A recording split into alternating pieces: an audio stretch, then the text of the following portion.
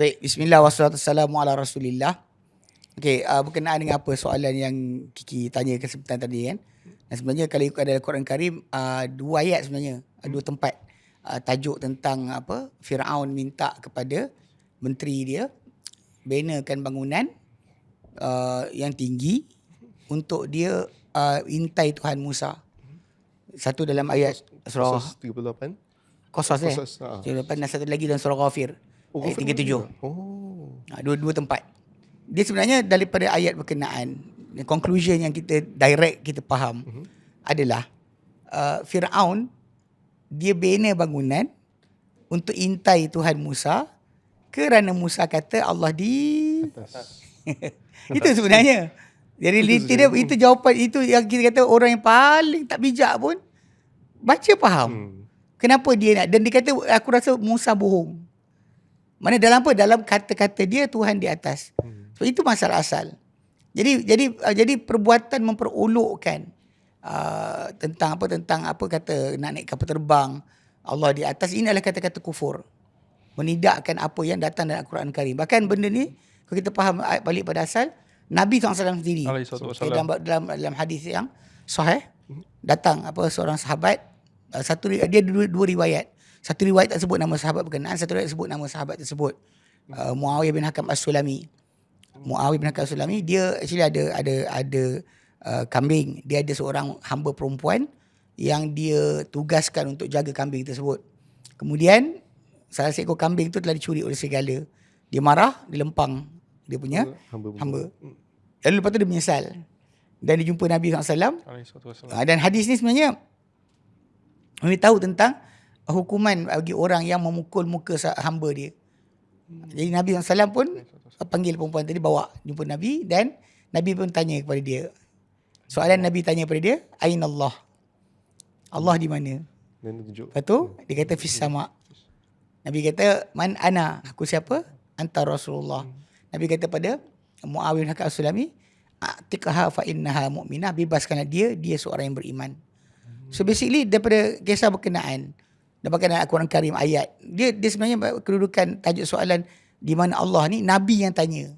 Sering berlaku ada orang akan persoalkan, kata macam kenapa tanya? Sebab Nabi tanya. Dan bahkan sebenarnya yang diajarkan kepada kita dalam Al-Quran Karim, Allah Ta'ala di langit, di atas, bukan berada di mana-mana. Pada itu semua tu adalah satu ideologi atau fahaman yang muncul kononnya untuk membezakan Allah dengan makhluk. Lalu mereka menafikan daripada Allah Subhanahu Wa Taala tentang kedudukan di atas. Mereka kata kalau berarah, berkedudukan, maka bertempat di makhluk. Bahkan daripada fahaman ini jugalah keluarnya idea kononnya nanti akhirat nanti kita nampak Allah Ta'ala. Allah Ta'ala buat image dekat mata kita untuk kita nampak image tadi. Maksudnya Allah tak dekat depan, tapi image tu dekat sini. Tapi kenapa Ustaz kena pusing panjang tu Ustaz? Dia sini balik pada asal pasal basic yang mereka ada bukan datang daripada Islam. Sebab dia orang gunakan Aristotle punya Maqalatul Arsh. Ya, Aristotle ada 10 rules yang diletakkan tentang benda existence tadi.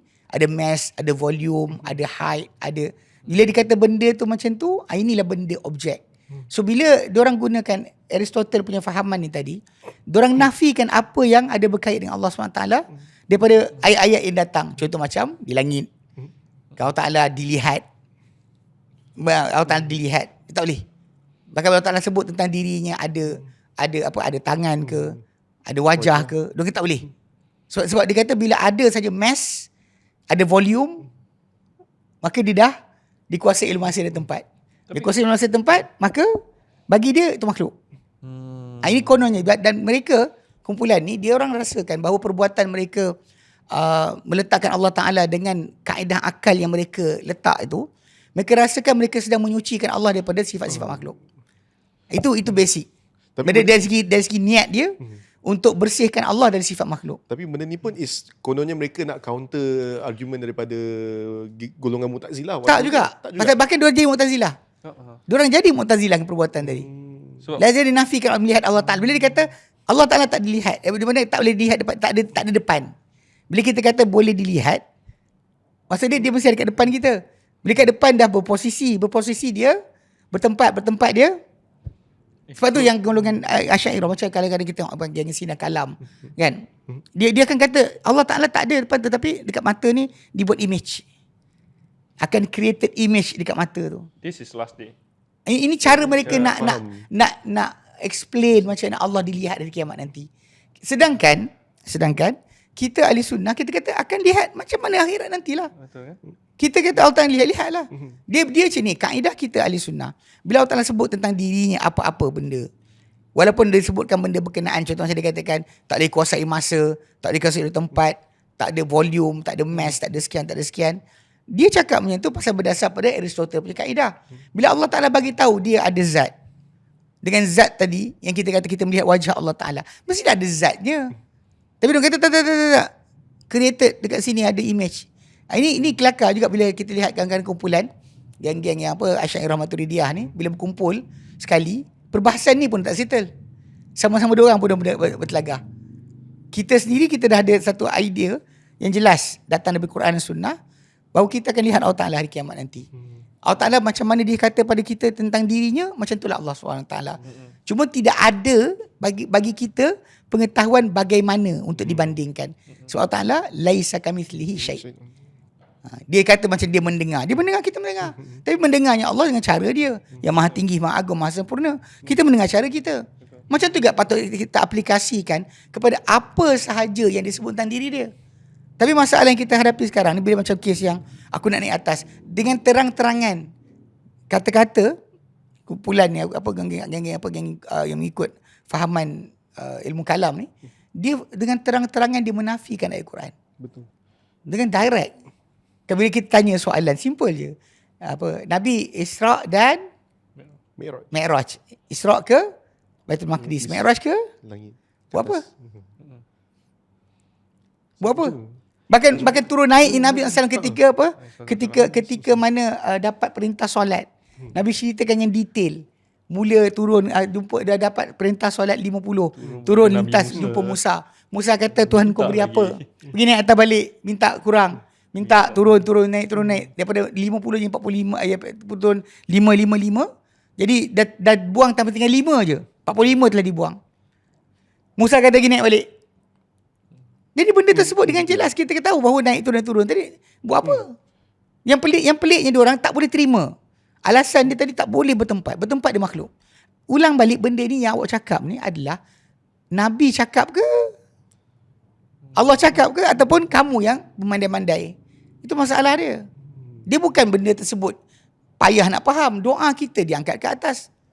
Dalam surah Al-Baqarah ayat 143, 144. Allah Ta'ala kata qad nara taqalluba wajhika fis sama'. Kami telah lihat bolong baliknya wajah engkau ke langit. Nabi tunggu datangnya wahyu alih kiblat. Nabi tengok ke Langit. tengok ke atas. Kenapa? Itu semua secara fitrahnya. Kita semua faham benda tadi. Tapi dalam masa yang sama, yang kita kata benda ni, yang kita pelik. Kenapa berlaku ni? Sebab diorang mengagungkan falsafah Yunani punya ideologi tadi. Aristotle. Kalau kita dengar, banyak geng-geng Asy'ariyah ni, terutamanya, mereka puji Aristotle tu, melambung-lambung. Dia genius. Dia sekian. Jadi dia nak gunakan Aristotle ni lah cara bagi memahami Quran dan Sunnah. Tapi Aristotle bukan Islam. Itu tak penting. Bagi diorang itu tak penting. Yang penting dia genius. Sudah. Pasal diorang ikut pasal ilmu kalam yang mereka amalkan adalah daripada Aristotle. Dia bukan Islam punya ajaran.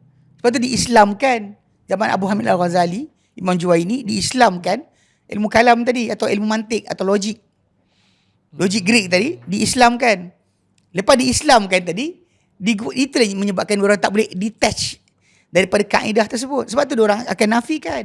Walaupun Quran datang ni bagi kita tengok kenapa bila kita cakap itu ada orang tak puas hati bila kita kata mendahulukan akal ke atas nas. Ni lah dia. Contoh dia. Kenapa mereka mendahulukan akal daripada nas? Sebab pasal bagi diorang akal itu adalah dalil. Kita akal bukan dalil. Akal membantu kita faham dalil. Akal bukan dalil. Nak faham benda ni? Macam mana akal ni dengan dalil kita nak pergi ke jumpa mufti. Tanya soalan. Kita pun order Grab driver datang. Nak pergi ni? Nak pergi mufti. Okay. Jawab mufti. Sampai pergi mufti, kita bertanya soalan. Dapat jawapan. Lepas tu bila kita turun, driver Grab tu tanya, mufti jawab apa? Mufti jawab, tak boleh. Haram. Driver Grab kata, tak betul tu. Halal sebenarnya. Faham tak? Membawa kita jumpa mufti, betul lah dia. Tapi dia bukan mufti. Akal kita macam membawa kita kenal dalil. Tapi akal bukan dalil. Akal, dia bawa kita, dia guide kita untuk kenal. Oh ni, ini kita kenal. Jalan pergi mana kita kenal. Dengan akal. Tapi masalahnya akal itu bukan dalil. By itself bukan dalil. Tapi diorang tidak. Bagi diorang akal itulah dalil. Bahkan nas itu bukannya dalil. Saya tak faham macam kenapa, sebab tak ke macam dia macam menganggap macam nas sedia ada tu tak cukup. Padahal kita tahu Islam ni adalah agama yang komplit. Ulang balik pasal masalah diorang mengagungkan falsafah, bukannya agungkan nas. Kalau letak Nabi sebelah, Aristotle sebelah, dia boleh pilih Aristotle. Ini problem dia. Macam contoh kita dengar, dia kata tak apa minta kepada orang mati asalkan i'tikad Allah Ta'ala yang berikan. Nabi ajar apa? Nabi kata wa idza sa'alta fas'alillah wa idza sta'anta fasta'in billah. Nabi kata pada Ibn Abbas, aku nak ajar kau beberapa kalimah. Antara yang Nabi ajar pada kalimah yang suruh dia jaga dan pelihara adalah bila engkau nak minta, minta pada Allah. Bila engkau minta tolong pada Allah Ta'ala. Ini Nabi punya sabda. Tapi ustaz-ustaz yang terlibat dengan ilmu kalam ni, Asy'ariyah Maturidiyah, dia akan kata asalkan kita percaya Allah yang bagi, mintalah pada orang mati tu pun tak apa. Nampak tak? Nabi punya sabda lain. Ayat mulut dia lain. Nampak tak? Dia boleh kata ini orang soleh buat. Macam mana orang soleh ni awak angkat setara dengan Nabi SAW? Ini realiti yang kita panggil apa dalam masyarakat kita ni. Pasal lah orang awam tak faham, kadang kita tengok dengan jelas. Minta per pokok boleh. Lepas tu orang marah bila saya kata, bagi orang-orang yang berfahaman dengan fahaman yang sesat ni, dia akan kata bahawa minta dengan setan pun tak apa, asal i'tikad Allah yang bagi. Dia akan buka ruang kepada semua. Semua boleh. Semua Asal boleh. Ada seorang ustaz di Kelantan, dia kata, minta bermusiam pun tak apa. Yang kafir pun tak ada masalah. Asal percaya Allah Ta'ala yang bagi. Ustaz tu orang kata minta berpokok pun tak apa. Asal percaya Allah Ta'ala yang bagi. So faham tak? Jadi bila kita tengok macam ni, macam basic asal dia adalah ini Nabi punya sabda, ini ustaz punya kata. Menang ustaz daripada Nabi. Dia tak boleh. Jadi realiti dia, sebab kita tahu dalam konsep ni kan, dia memang kita kata bila manusia tak faham itibak kepada Nabi itu adalah wajib. Dan kita kata kenapa bila kita ni sering highlightkan tak boleh buat bid'ah, ikut sunnah. Hidupkan sunnah, matikan bid'ah. Mereka tak boleh terima. Sebagi dia adalah kalau ikut sunnah habislah ajaran tok guru dia. Tok guru dia ajar buat macam ni, tok guru ajar baca macam ni. Sunnah Nabi ada, tok guru dia suruh buat macam ni. Tapi bila kita hidupkan sunnah, matilah bid'ah. Betul. So diorang tak nak benda ni. Diorang nak kalau boleh tradisi amalan tadi. Macam keraian lahir Nabi. Setahun sekali sambut kematian orang-orang soleh punya mati, panggil haul. Haul panggil. Hari Hul.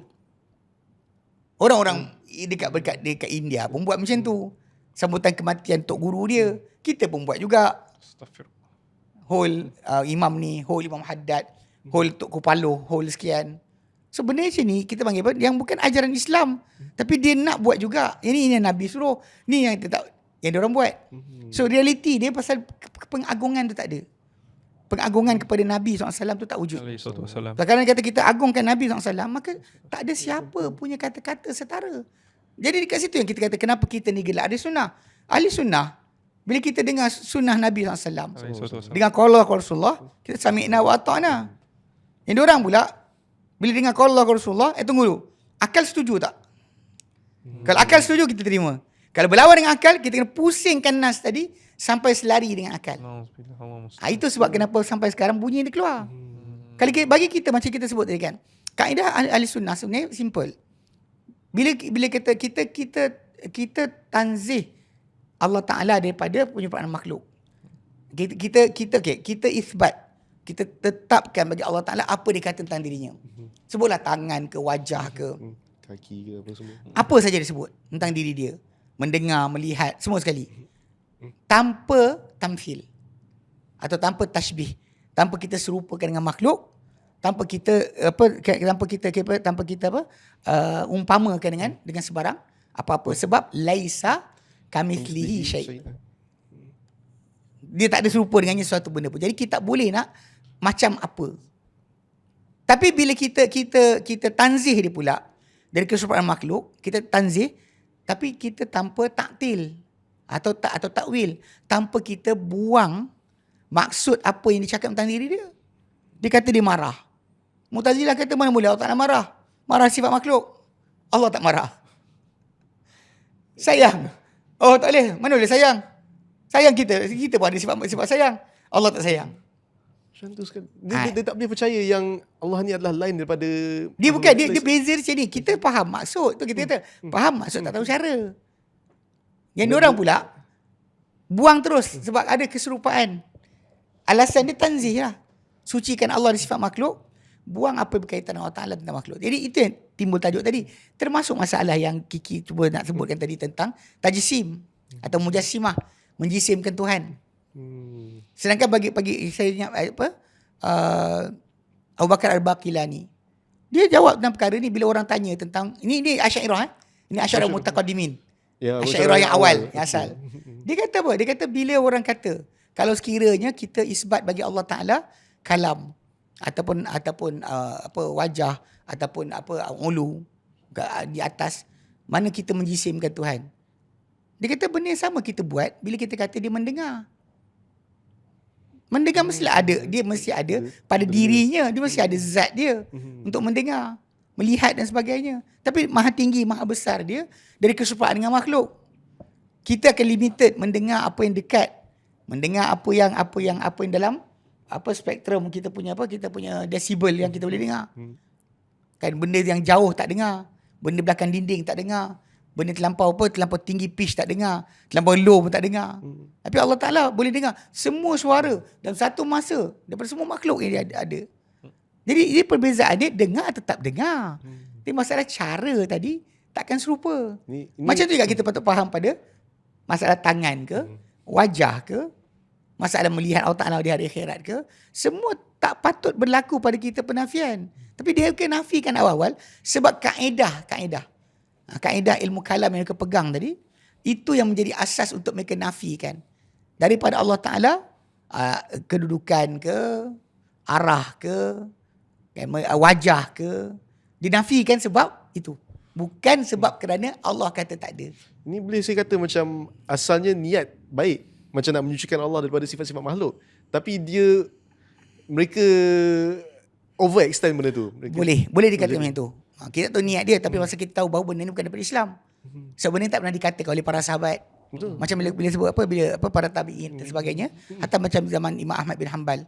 Kan bila berlaku Mu'tazilah menguasai kerajaan, paksa orang kata Quran tu makhluk. Jadi simple logik. Tadi tak cakap, sekarang cakap. Itu je. Jadi baharu. Bila baharu, makhluk. Itu je. Dulu tak cakap, sekarang cakap. Lepas tu tertulis dekat atas mushaf. Dan created makhluk lah. Tapi problem dia, orang ada masalah adalah Allah Ta'ala tak pernah cakap macam tu dalam Quran Karim. Sebab Imam Ahmad bin Hanbal, ketika geng-geng Mu'tazilah yang lepas dia tu datang kumpulan-kumpulan macam ni pun sama. Dia yang bila kata Allah Ta'ala berkata-kata tanpa huruf, tanpa suara. Sama juga. Ini daripada Asy'ariyah. Keluar huruf tak ada suara. Dia kata, dia faham tak? Dia tak nak pasal kita. Dia kata kita bercakap huruf ada suara. So orang bercakap mesti lain. Ada orang yang letak kaedah akal tadi untuk buang. So, jadi bila kita lihat dalam Al-Quran Karim, contohnya surah Taubah, Allah kata wa in ahadun minal musyrikin astajaraka. Jika ada siapa di kalangan orang musyrik minta perlindungan dengan engkau, minta pertolongan untuk lindung diri dengan engkau, fa'ajirhu, lindunglah dia, hatta yasma'a kalam Allah, sampai dia dengar kalam Allah. Soalan. Kalam Allah tu apa tu Quran? Okey, kalau dia kata Quran dibaca, yang baca Kiki. Quran Allah Ta'ala panggil apa? Quran yang Kiki baca. Kalam Allah. Kalau bertulis pun kalam Allah. Bukan, itu kata Imam Ahmad kata, kau bagi sini pada aku, Quran atau sunnah, aku cakap. Pasal tak ada. Dia bukan masalah dia orang dengar kalam Allah direct daripada Allah Ta'ala. Tapi dengar daripada kita. Tapi setiap Allah Ta'ala panggil, Kalamullah. kalam Allah.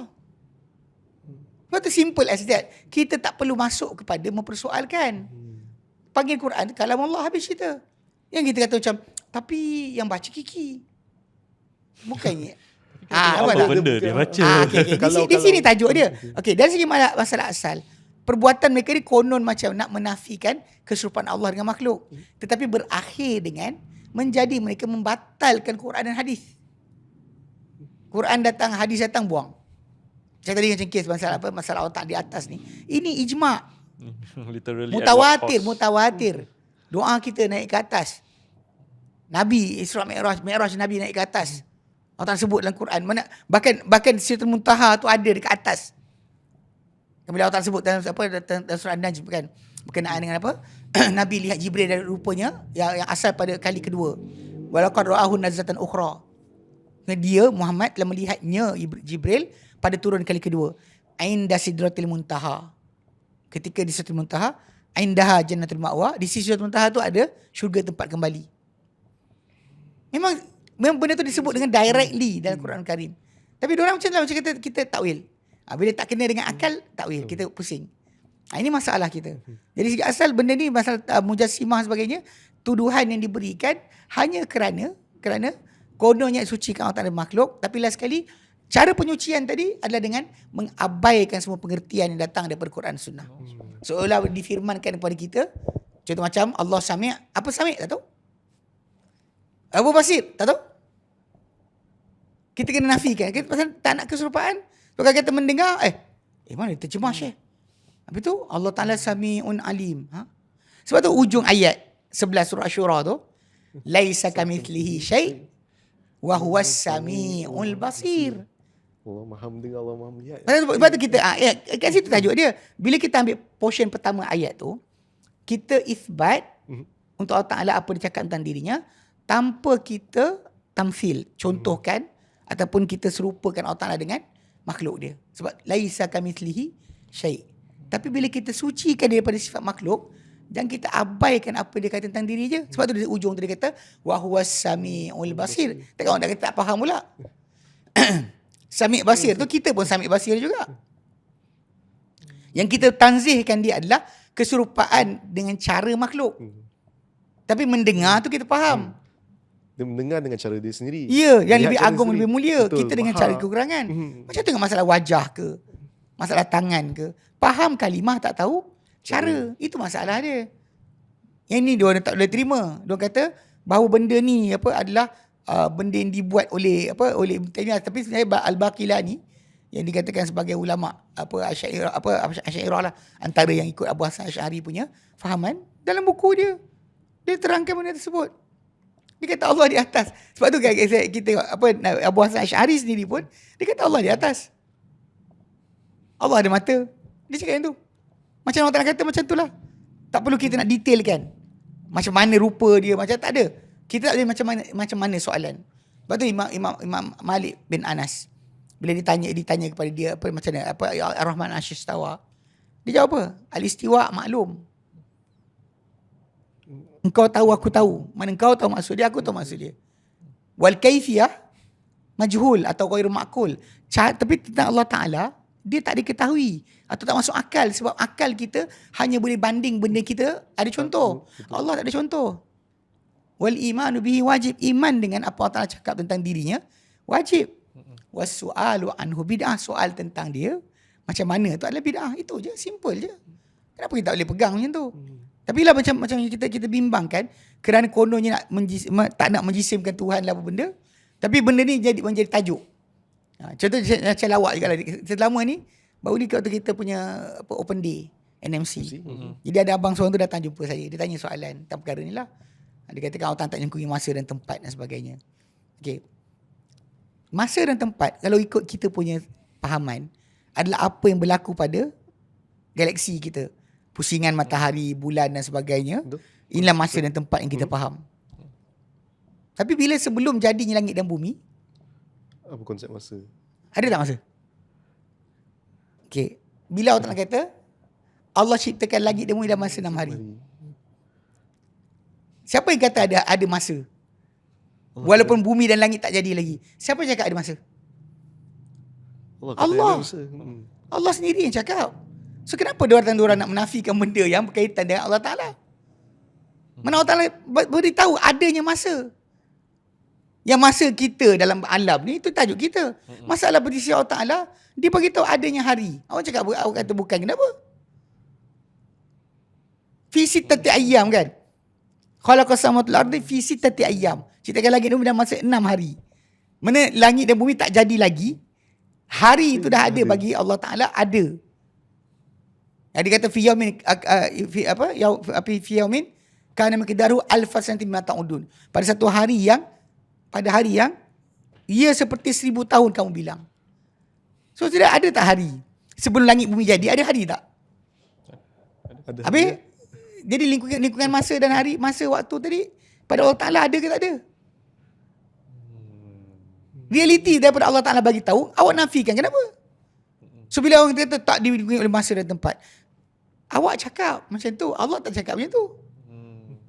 Termasuk masalah di atasnya Allah Ta'ala, dia cakap macam tu. Nabi ajar kita macam tu. So kenapa awak cakap benda Allah Ta'ala tak cakap tentang dirinya? Nabi tak cakap tentang diri, tentang Allah Ta'ala. Siapa lebih tahu? Ini satu pembohongan yang sangat dahsyat. Hanya kerana Aristotle punya 10 rules tu, kita aplikasikan dan kita letakkan semua sekali, kena ikut peraturan tersebut. Kenapa?